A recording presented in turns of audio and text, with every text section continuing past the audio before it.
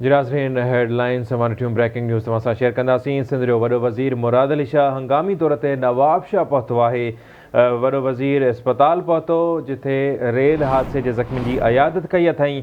ज़िले इंतज़ामिया पारां हादसे बाबति वॾे वज़ीर खे ब्रीफिंग बि ॾिनी वई आहे। वॾे वज़ीर पारां अस्पताल इंतज़ामिया खे ज़ख़्मियुनि खे बहितर तिबी सहूलियत ॾियण जी हिदायत कई वई आहे। वॾो वज़ीर सराड़ी रेलवे स्टेशन वेझो हादसे वारे हंधि रेस्क्यू ऑपरेशन जो पिणु पाण मुआइनो करे रहियो आहे।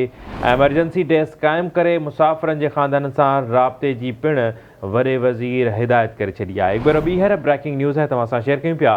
सिंध जो वॾो वज़ीर सैयद मुराद अली शाह हंगामी तौर ते नवाबशाह पहुतो आहे।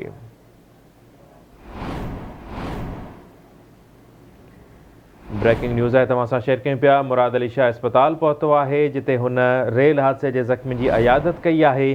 ज़िले इंतज़ामिया पारां हादसे बाबति खेसि ब्रीफिंग ॾिनी वई आहे। सैयद मुराद अली शाह DC खे हिदायत कई आहे त एमरजेंसी डेस्क क़ाइमु करे मुसाफ़िरनि जे ख़ानदाननि सां राब्तो बहाल कयो वञे।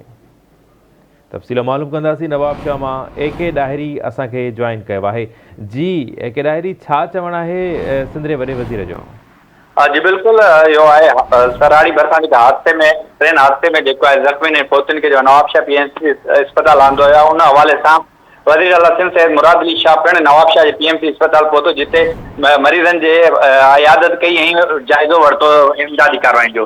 उन हवाले सां वज़ीर आला सिंध मुराद अली शाह जो चवणु हो त जेके बि ज़ख़्मी आहिनि, जेके पहुती आहिनि, उन्हनि लाइ हिकिड़ी डेस्क क़ाइमु कई वञे जंहिंमें उन्हनि जे वारसनि खे इतला ॾिना, उन्हनि जी जांच पड़ताल कयो, उन्हनि जो रिकॉर्ड रखियो वञे त जीअं उन्हनि खे ॾुखियाई न थी सघे।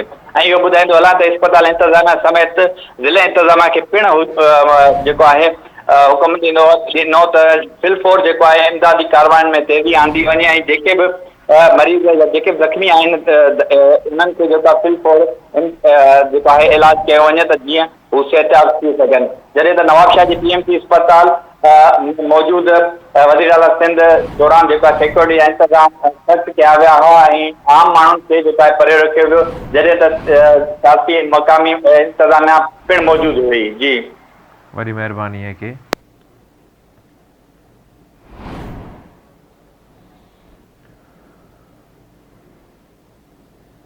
जी नाज़रीन, हादसे जे हवाले सां अव्हांखे अपडेट कंदासीं। सराड़ी रेलवे स्टेशन वेझो